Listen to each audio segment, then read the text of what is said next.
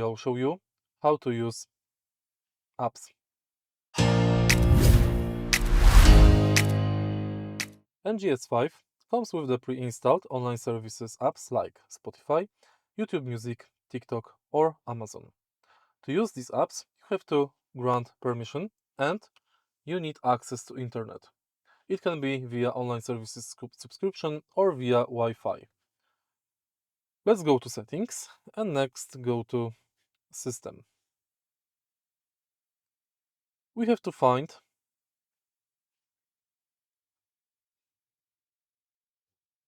privacy notice. Agree to privacy notice and then agree to global data switch.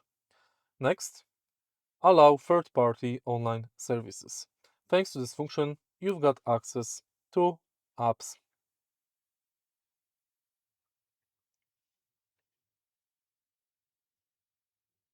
If you find this video helpful, please leave like, comment and subscribe.